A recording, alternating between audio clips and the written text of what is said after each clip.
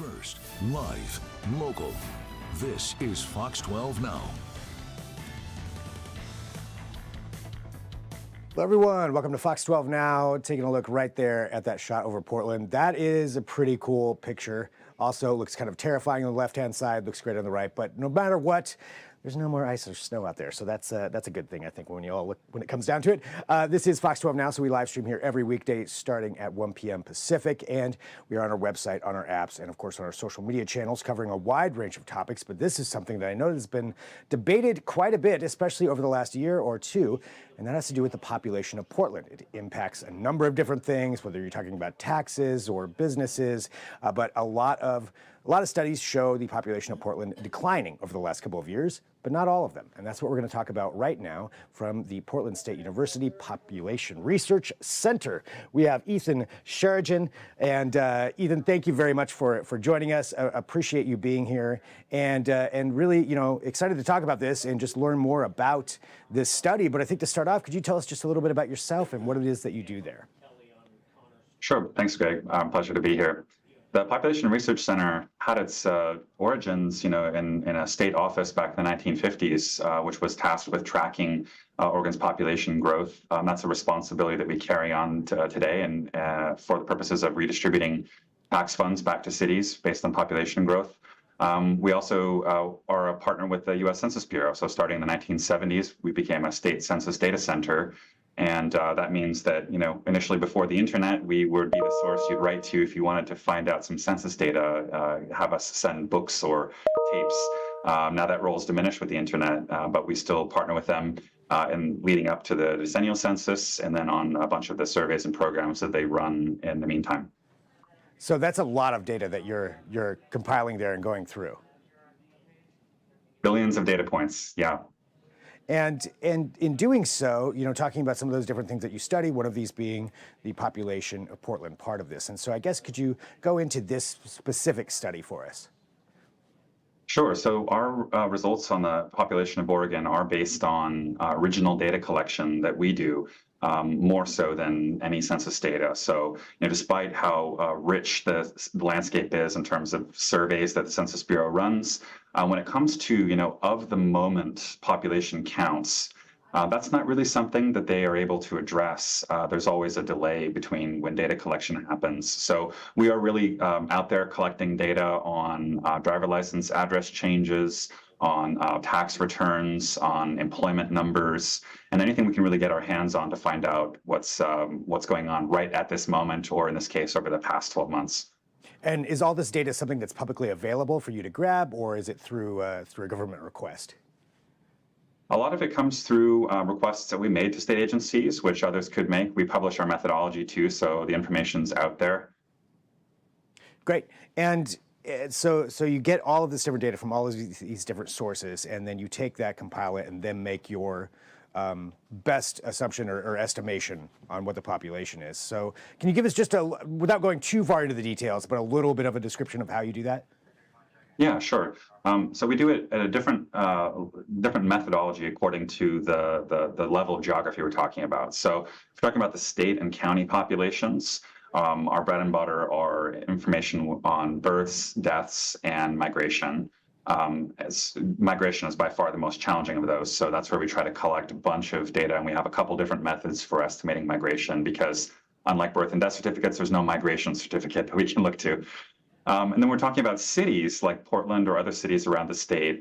We rely a lot on housing surveys. We run a survey that has close to 90% response rate from cities where we find out not just what building has been permitted, but how much has actually been built. So sometimes there are long delays between when a building or housing is permitted and when it gets built, or in the cases of economic shocks, some projects never actually get built. So that's how we do it for the local level for cities, and then we reconcile the two different pictures we get. A lot of times you see housing growth, and for example, very strong housing growth in number of units in Portland, but that may not correspond to very strong population growth because of the larger dynamics we see at the county level about outmigration. And how many years have you been doing this? You mentioned at the beginning. We just want to kind of go through that just one more time to understand the breadth of data that you've covered over the years. Yeah, so that work in Oregon State began in the 1950s, and personally, I've been doing that since about 2014.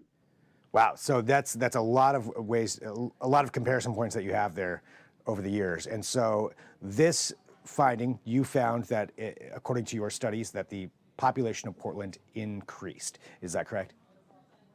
Very modestly, but yes, and it's also a preliminary number. So that increase we saw was in the past 12 months, and it's a preliminary result. So we'll get a little fuller picture when we get more data series that come in, and that number might be revised next year. But yeah, our indications were that the city at least did not decline, but seems to be holding steady. And why do you think that it is that your study varies so much compared to some of the other ones that are out there? Now, the main, I won't say competitor because we're very collegial relationship with the Census Bureau, but they are the main other group that does this kind of analysis. They haven't published their numbers for Portland yet, but they have for Multnomah County, and of course those were pretty significantly negative. We look at different data than them, and that's the main reason for the discrepancy. So the Census Bureau, of course, has a national scope, and they are limited to data sources which they can use for every state and city. So they rely really heavily on IRS tax return change in addresses. So when you file one year and the next year you file from a different address, but it's the same SSN or taxpayer number, those numbers are aggregated and published by the IRS.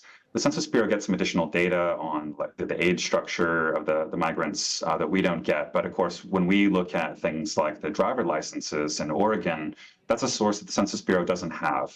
So it has, if it's very different than what the IRS is showing, then it has a big impact on our numbers. And what do you think is the most important thing for people to take away from just this study alone and the results that you found? Sure.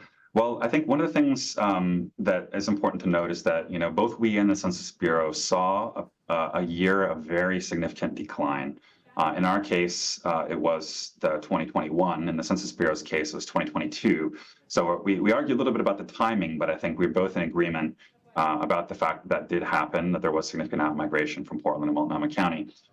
Where we differ now is about what's going on. So we believe that a lot of the migration is staying in state. It's maybe Portland residents moving to other parts of the state. And I think that an important takeaway from our results and how they are different than the Census Bureau is that when we look at state level information that's really of the most current moment, it does suggest that Portland is having a stable population. It's not losing population like it did 2 years ago or 1 year ago, according to the Census Bureau. So I think that's a result that we stand by. The economic numbers are very strong, and our demographic numbers seem to be in accordance with that. And have you worked with other, I guess, governmental agencies with the results of your study? Is that utilized for any kind of decision making that goes on? Yeah, it's used for a couple different things. The most important use of the population estimates is in redistribution of some state tax funds. So that sometimes creates an incentive, right? We have some folks who are dissatisfied because our numbers are too low, even though we see growth where the Census Bureau didn't. But we have a lot of cities that say, hey, we built a lot of housing. Where's our population growth that goes with that? But we're seeing, trends towards more multifamily, and so that means smaller units, smaller households. So a lot of times the growth is not there that people expect. Vacancy rates have also been up, and they're also used for planning purposes. So we generate forecasts as well. We haven't talked about those, but those are also used for the state's land use planning system. That Oregon has a very unique land use system where we plan 20 years into the future to try and anticipate where we should be building housing and what's the land best suited to it. And so our work informs these decisions too. I think that's a great question to ask too. It's something I was wondering as well. So how is this utilized in forecasting future population growth and how different resources can be allocated? Yeah, we look at trends that are going on. We have a lot of good demographic methods for doing forecasting of processes like estimating life expectancy and mortality rates, as well as birth rates. Birth rates have been trending down. It's a very strong, sustained pattern where we see that the birth rates, especially for women under 30, have been in decline. Some of that's accomplishing social goals that we set to reduce teen pregnancy. We've been very successful in that. It's a big question mark, though, what's going to happen with birth rates for women, over 30. They've been increasing for the older ages, but that's a big part of informing the forecast because, of course, Oregon's birth rate has been declining, and the results of future growth are very sensitive to that. The challenge is migration. Mortality and fertility are somewhat biological processes. They're underlying kind of biological processes that make it easier to control. But migration is really a social decision, and those are the most complex types. There's a lot of reasons why people migrate, and that's the most challenging component to forecast. So we correspond with the State Department of Administrative Services, the State Economist's Office. We also track what's going on with Census Bureau, and we use the past trends mostly, but we do also try to consider things like how climate change might be affecting future migration. I think the jury's out on that. It's a really complex thing I'd love to talk about another time. Yeah, that's an extremely, just even without putting that in there, that's an extremely complex set of data points that you're putting together to try to make a forecast on using all those past trends, all these different points. But I guess given that, when it comes to forecast, do you have an estimated forecast as far as what the future population growth of Portland is going to be? Yeah, I'd love to invite watchers to visit our website. We host information there. Both the regional forecasts that we do for one part of the state at a time, and we also did a pilot forecast where we showed that it was feasible to do a forecast at the county level for every county in Oregon of what the future race and ethnicity makeup of the population will be, in addition to population aging, to show how the future demography of the state will look by race and ethnicity. So it's complex. So it's kind of different depending on where you're at. That's right. Yeah, some counties we see are going to be facing pretty significant challenges from population aging. I should say opportunities too from population aging, where we're waiting to see whether or not there'll be kind of replacement migration to places where maybe housing prices may fall.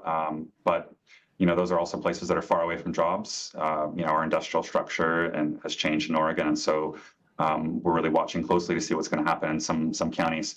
Oregon was really unique among U.S. states in that we did not have a decline in our rural population over the past decade. So I think that's something very interesting and unique about our state, and we'll be watching really closely to see if that holds again over the next decade. That is interesting. So are we the only state that had that with rural population not declining? I think I'm gonna have to check and see if we're the only one. Don't quote me on that, but I know that we may have been the only one. And I know nationally, almost all counties that were rural had population decline. That was, I think, maybe only the case in one county in Oregon. Don't have those numbers at the top of my head, but yeah. Yeah, that's a pretty interesting statistic. So yeah, to digging into why that is and what happened there, that would be kind of a fascinating study just on its own right. But anything else that you think people should know just about your studies and just the ongoing research that you do?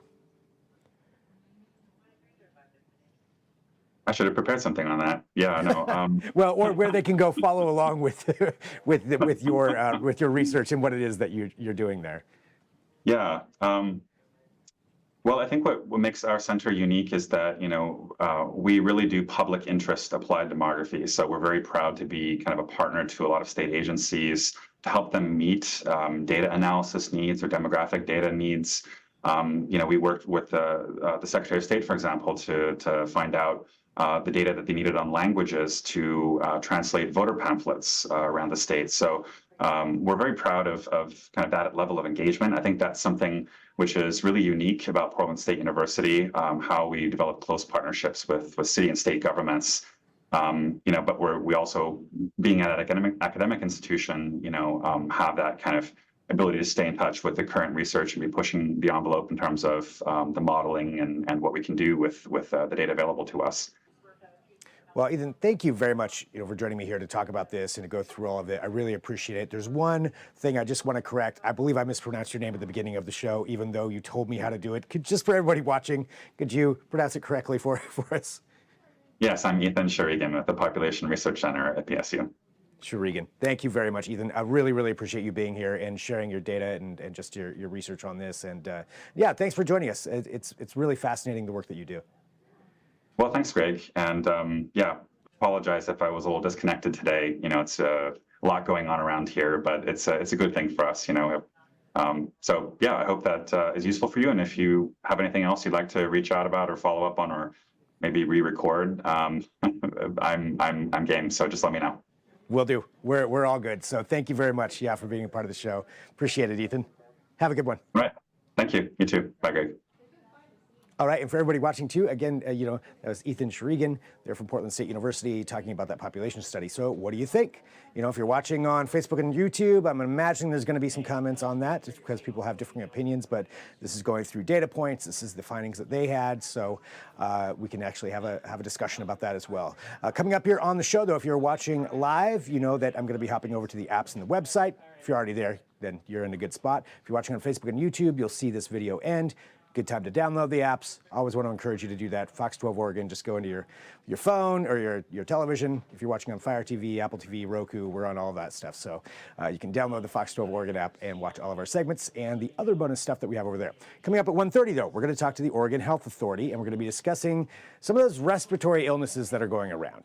I mean, yes, there's COVID happening. We'll probably talk a little bit about that, but also maybe you've gotten whatever it is that's going around, some of the different illnesses that are happening. There's a lot of it. So we're just going to discuss what it is that's happening and ways you can stay safe and just some tips and tricks to make sure that you can be as healthy as possible out there. So that's coming up at 1:30 p.m. So just shortly here, just in a few minutes. So I'll be back on Facebook and YouTube for that too. But for right now, hopping over to the apps, and I will talk to you there. I'm Greg Nibbler. This is Fox 12 Now.